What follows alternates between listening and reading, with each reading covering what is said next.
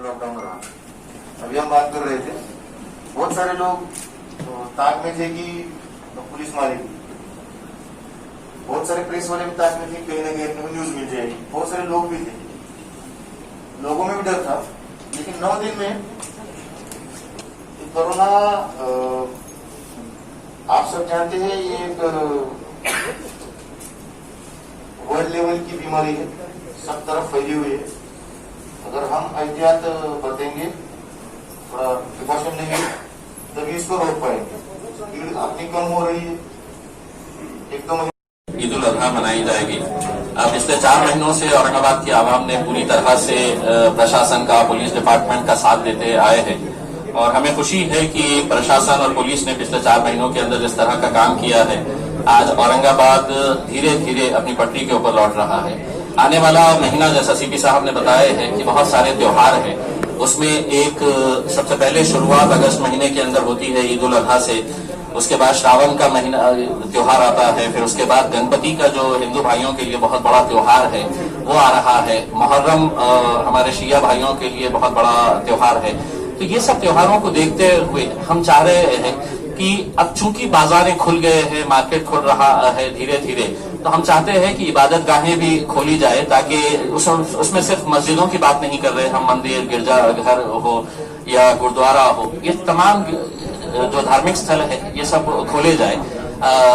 इस ईद के ताल्लुक से हमने एक मीटिंग लिए थे मौलाना लोगों के साथ, उलमाओं के साथ, और उस मीटिंग के अंदर ये तय हुआ था कि कुछ जो गाइडलाइंस सरकार की तरफ से आई है वो गाइडलाइंस के ऊपर चर्चा करने के लिए कि क्या सरकार के गाइडलाइंस ये दीनी एतबार से ये पॉसिबल है क्या फॉलो करना।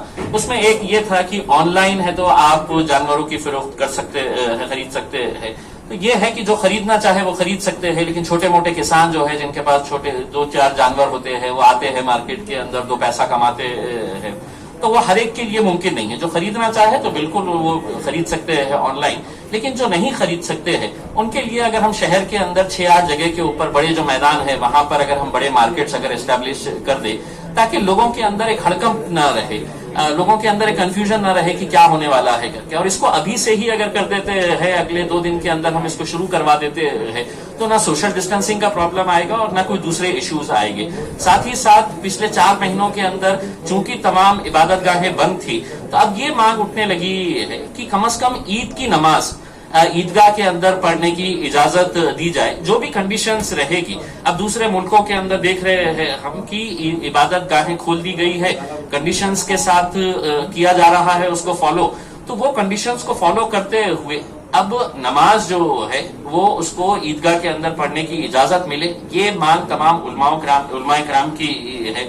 साथ ही साथ गवर्नमेंट ने अपने नोटिफिकेशन के अंदर ये कहा है कि प्रतीकात्मक तरीके से आप कुर्बानी करें। प्रतीकात्मक मतलब यह है कि आप सोच लीजिएगा कि आपने कुर्बानी कर लिए है करके, तो ऐसा तो मुमकिन नहीं हो सकता है। अब ये किसी न किसी ने है तो सरकार से ये सवाल उठाना चाहिए था, लेकिन नहीं उठाए, तो आज हम इसके जरिए ये उठाना चाहते हैं कि आप हमें एक्सप्लेन करिए कि प्रतीकात्मक कैसा होता है करके।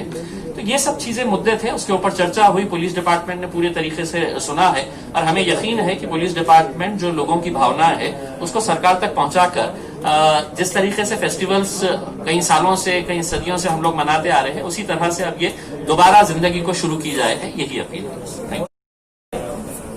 1 अगस्त से पूरे अगस्त महीने में सभी धर्मियों के बड़े बड़े त्योहार आ रहे हैं और इसी बीच हम कोरोना के साथ भी युद्ध कर रहे हैं। तो मुझे पूरी उम्मीद है कि औरंगाबाद के सभी नागरिक कोरोना के तहत प्रशासन जो भी आदेश देगा उस हिसाब से हम लोग काम करेंगे और कोशिश करेंगे कि कोरोना के साथ रहते हुए हम एक एहतियात के साथ अपने सारे महत्वपूर्ण पर्व कैसे मनाएं, इस उद्देश्य को पूरा करने की हम कोशिश करेंगे और मुझे पूरा विश्वास है, पूरा भरोसा है कि हमें इसमें सफलता मिलेगी। धन्यवाद। सर, आज जो मीटिंग हुई पुलिस कमिश्नर दफ्तर में, तो क्या तय हुआ है मीटिंग में? मीटिंग में असल में कुछ तय तो नहीं हुआ, बस ये कि हमने पुलिस कमिश्नर साहब की खिदमत में अपनी बातें रखी हैं। सबसे पहली बात तो ये रखी गई है कि जो ईद उल अज़हा के मौके पर जो नमाज है, वो नमाज ईद उल अज़हा की पढ़ना बहुत ज़रूरी है, क्योंकि उसका ताल्लुक़ कुर्बानी से है। अगर ईद उल अज़हा की नमाज नहीं हुई तो कुर्बानी दोपहर तक नहीं की जा सकती है, ज़वाल आफ्ताब के बाद ही कुर्बानी होगी। ईद उल अज़हा और नमाज का गहरा ताल्लुक़ है, क्योंकि ईद उल अज़हा के माने ही है कुर्बानी की नमाज। तो इस तरह से ये बात मालूम होना चाहिए कि नमाज घर में नहीं हो सकती। ईद उल अज़हा की नमाज के लिए इज़्न आम यानी कि उसका डिक्लेरेशन बहुत ज़रूरी है। तो मस्जिदों में जो बड़ी मस्जिदें हैं और ईदगाह हैं, उसमें सोशल डिस्टेंसिंग के साथ हमें नमाज की इजाज़त मिलनी चाहिए।